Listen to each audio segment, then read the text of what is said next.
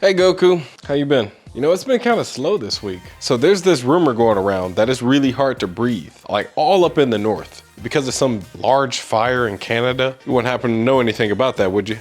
Yeah, right. What do you mean nobody can beat Goku? And why are you talking about yourself in third person? It's just weird.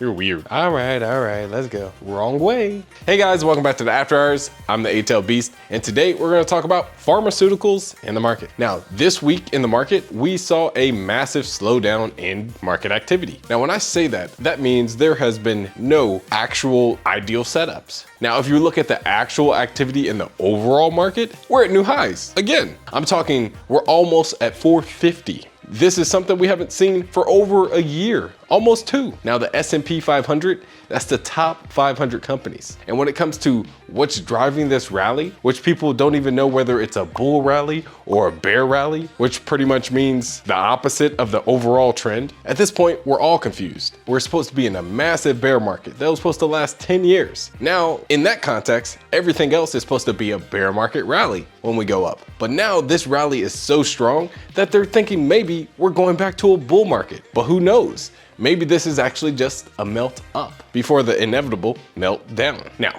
enough of that. Overall market, it's very strong. But if you go down to the penny stock market, which is the bottom 5%, the bottom of the barrel, there's actually not a lot of activity. Retail is on the sidelines. They're becoming more wallflowers. Everyone's holding their money. And the people that are trading are going to OTCs and very small, cheap stocks. Not just penny stocks, but the super penny stocks, like 0.001. Some like to call them pink sheets. Now, the stuff that has been trading very well and has been consistent throughout the entire 2023 is pharmaceuticals. Now, when I say pharmaceuticals, they're a part of healthcare. So when it comes to healthcare, it comes with several different sections. Now, some of you may have noticed pharmaceuticals, or maybe even biotech.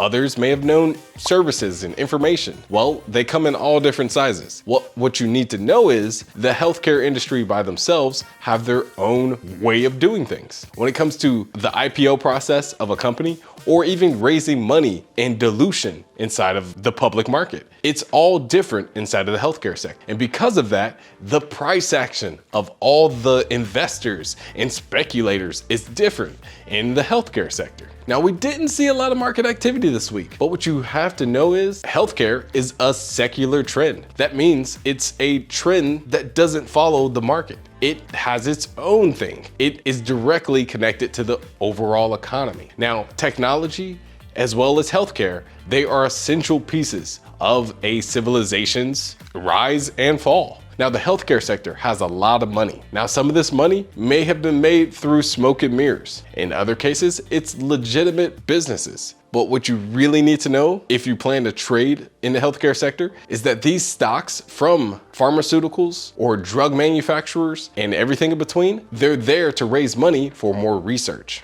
At the end of the day, there's always more research to be done on the next medicine. Do you know how long and how much money it's taken to cure cancer, diabetes, tumors, and all the ologies, the tradeology, terminology, anacology? There's a lot of ologies. It's just a study of. But what would I know? Me and Goku are still trying to learn how to read. Now, when it comes to approval for the healthcare stocks being traded on a public market, they have a lot more steps and a lot more approvals needed before they can go onto the market, because we're dealing with medicine and medicine goes inside of people and there's always side effects. Now, at the end of the day, that's where the lawyers come in, and that's where wording is very important. Now, one of my favorite plays when it comes to healthcare sector is to look for cancer headlines. When I see a cancer headline, that's a strong move for me, versus if I see someone had a patent released and it has something to do with diabetes or another illness. A patent is still very strong news, but I don't put that on the same level as cancer.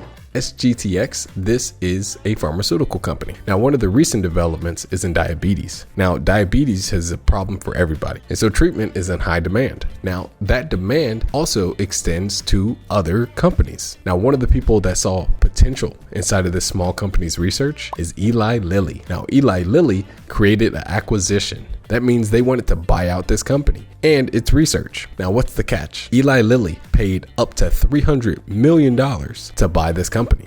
Now, the company themselves actually wasn't worth that much, but the potential success was worth it to Eli Lilly. What happened is they gave them an ultimatum. They said, we'll buy your company right now at $14 per share. But if you make progress inside of your diabetes research, we'll buy your stock at $34 per share, which is equivalent to $300 million. Now, why is this important? Just purely looking at the chart and the technicals, you know it's a buyout because there's always a gap up and a trend sideways. Now, SGTX, even though it was a buyout, this one was a little weird. Part of what made SGTX so unique is the unique environment that healthcare stocks have in general. And they have this because they have several trials. There can be 1 to 3 trials that happen inside of healthcare stocks, and they each involve research, whether they have positive research or negative research or need more funding or licensing.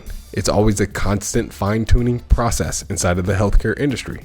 What you see is a very unique environment when it comes to the dilution as well as the promotion of healthcare stocks. Now, SGTX, this went from $3 all the way up to $40 in the pre-market, but on the day, it only went up 500%. That's still a large amount. Now, what made this very weird is that it dropped into the low 20s by the end of the day. Now remember, if this wasn't a healthcare stock as well as a biotech, which is even more volatile because technology is strong and then healthcare is strong, you put them together, that gives you biotech, which equals a lot more momentum than most people can handle. And when it comes to biotechs in general, biotech penny stocks, people hold them a lot longer than they should. And that's why I think this actually came down so hard.